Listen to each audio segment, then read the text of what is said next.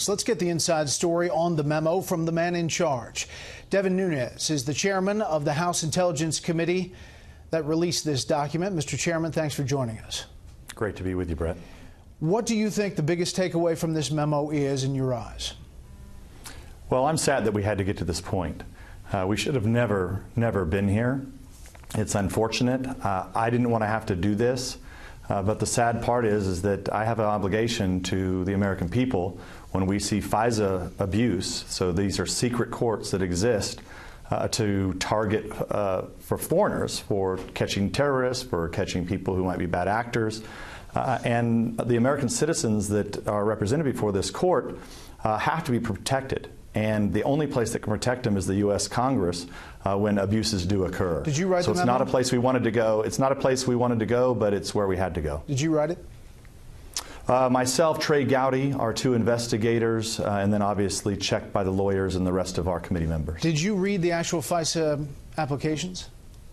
No, I didn't. And this has been one of these bogus news stories that have been put out.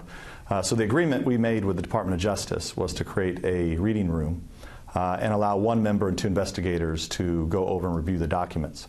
I thought the best person on our committee would be the chairman of the Oversight Committee, Trey Gowdy, who has a long career as a federal prosecutor, to go and do this. And then they, over a series of meetings, would come back with their notes and brief the rest of the committee members. Did you or anyone on your committee coordinate in any way with President Trump or the administration on the release of this memo?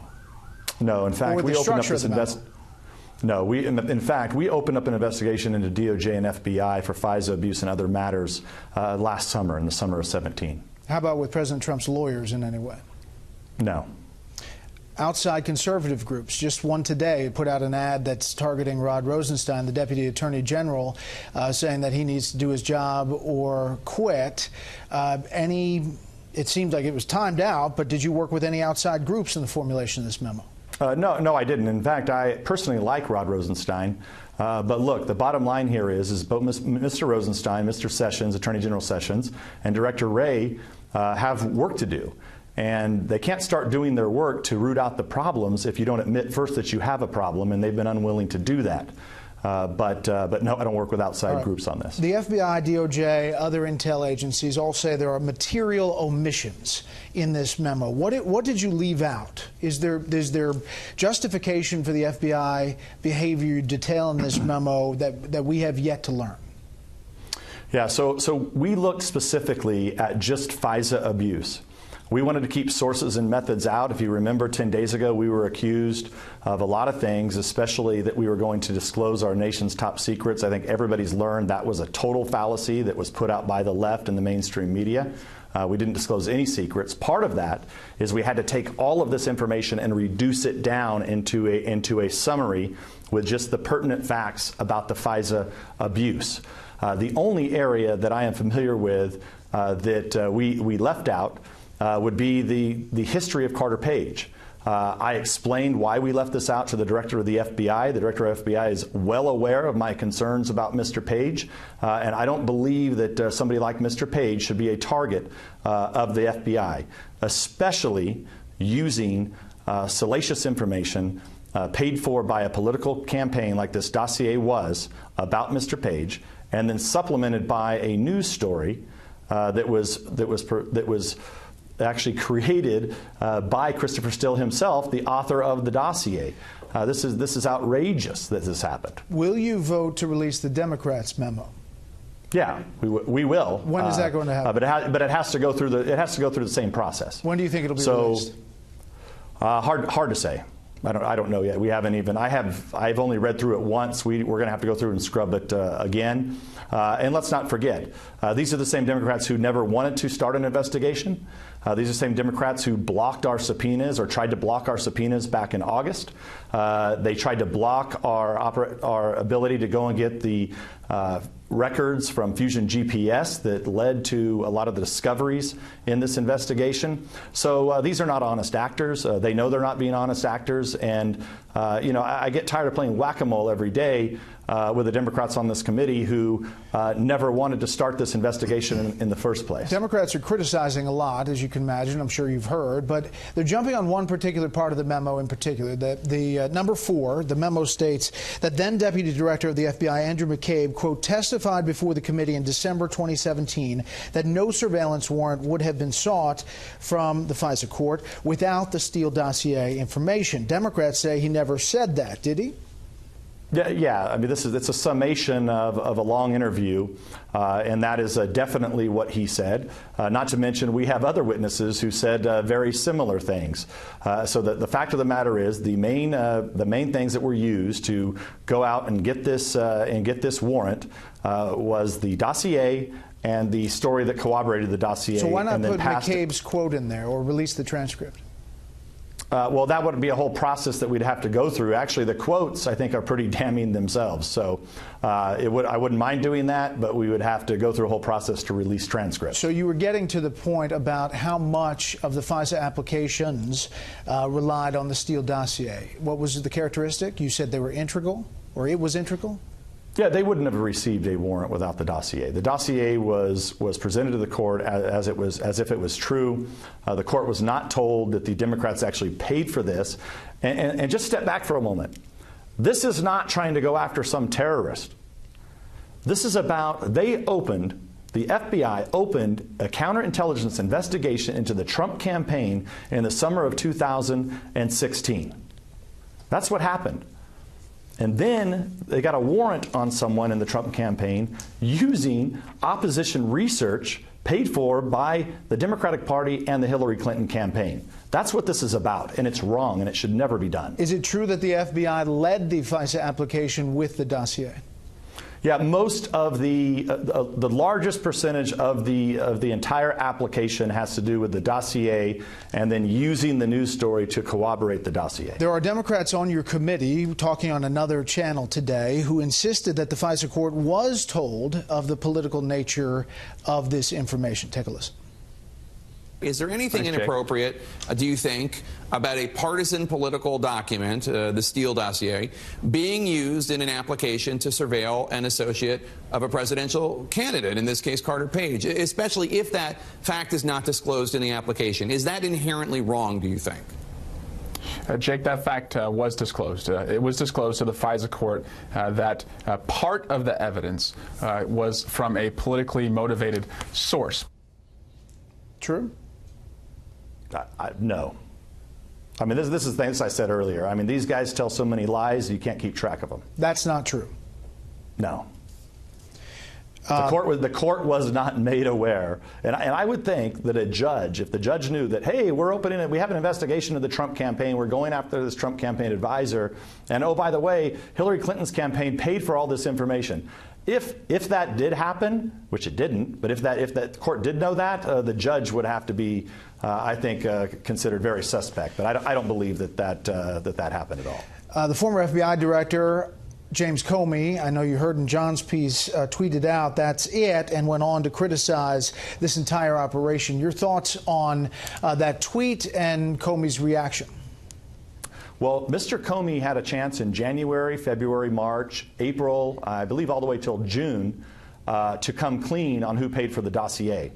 He was asked about it in January, and he said very clearly that he knew that Republicans had started the dossier, which was a lie. And then, when asked and probed further, well, who finished the dossier, he didn't know. Now, maybe he was lying, maybe he didn't know, but both seem to be a problem. So Mr. Comey's welcome to come back, tell us when exactly he learned that the Democratic Party and the Hillary Clinton campaign paid for the dossier. He's welcome to come back and share that information. But I think the American people understand that the FBI should not go to secret courts using information that was paid for by the Democrats to open up investigations and get warrants on people of the other political party. That's the type of stuff that happens in banana republics. Comey said in testimony that some of the dossier is unverified and salacious. Are there parts of the dossier that are true? What? That Russia is a country and Carter Page is a person? I mean, other than that, I don't know anything. So you don't know anything that's been corroborated by intel as a part of that dossier? No, very little. And I think if you actually look at that dossier from the beginning, I don't know what FBI agent, what they were smoking, that would think that Carter Page, who's somebody who hasn't had a job for many years, who is obviously a Russian sympathizer, but that somehow the Russians, who actually said he was an idiot in court testimony, this was presented before the court, so Russian agent said that Carter Page was an idiot. And do you think that the Russians were going to offer him like a 19% share of the major oil company in Russia? I mean, this is crazy. And so when somebody first reads that dossier, I would think you would come away from that and think, okay, this is really this is wild stuff. In fact, it was probably, there's a good chance, let's not forget where the dossier came from. It came from Russians. So there's clear evidence of collusion with the Russians. It just happens to be with the Hillary Clinton campaign and the Democratic National Committee that the news media fails to talk about or fails to even investigate. Mr. Chairman, you know FISA is controversial to begin with. It was challenged for reauthorization, Section 702 recently. Members often look for reasons to vote against FISA, some of them civil liberties concerns. Wasn't the cart before the horse here? Was the memo withheld until FISA Section 702 was voted on by Congress? No, so remember, 702 is different. It Understood, it's different, but it still affects the overall authorization. But we found no abuses within 702. I made that clear to my colleagues. Don't forget, the FBI and DOJ stonewalled us. We had to subpoena documents in August. We had several meetings all through the fall trying to get documents. Remember, at the beginning of January, people tend to forget this, when the FBI director and Mr. Rosenstein tried to do an end run around our committee and attempted to go to the speaker so that we would not hold them in contempt. That was not until just a few weeks ago. Right. So it took Let me ask you about that. January 10th, there was supposedly a meeting where Rosenstein comes up to you about document production, and it got fairly heated. Is that accurate? Look, I mean, I've had several meetings with Mr. Rosenstein, and I like him personally. And I think that he can fix the problems over at DOJ, and we're willing to work with him. So you don't think he should be fired from his job? Well, look, that's not my decision. All I can say is that Mr. Rosenstein has a long career. But look, he's never really been in Washington, D.C. But you know there are some members who are using this to question the Mueller investigation. Are you separating the two? Well, I think what's happening is I think the mainstream media and the Democrats are tying this to the Mueller investigation because they're trying to perpetuate this nonsense of obstruction of justice because they've left the Russia collusion issue. They know there was no collusion. And you know, I've been saying this for a year now that there was no evidence of collusion. Are there other memos? So now you fast forward. Are there other memos that are going to come out? Are there other memos? You said this was phase one. Yeah, so this completes just the FISA abuse portion of our investigation. We are in the middle of what I call phase two of our investigation, which involves other departments, specifically the State Department and some of the involvement that they had in this. That investigation is ongoing, and we continue to work towards finding answers and asking the right questions to try to get to the bottom of what exactly the State Department was up to in terms of this Russia investigation. Quickly, Mr. Chairman, some people have called you a Russian agent. Others have said you should be fired. The barbs today on cable TV were pretty amazing. Your thoughts in dealing with all of this in the job that you have? Yeah, it's actually quite enjoyable because we have the underlying facts. We've been investigating this for a really long time. So you know that you're over the target when you're being attacked from all sides. Mr. Chairman, we have to leave it there. The computer's going to cut us off. We appreciate the time, sir, and we will follow it up. Thank you, Brett. Thank you. Thank you. God bless you, and God bless America.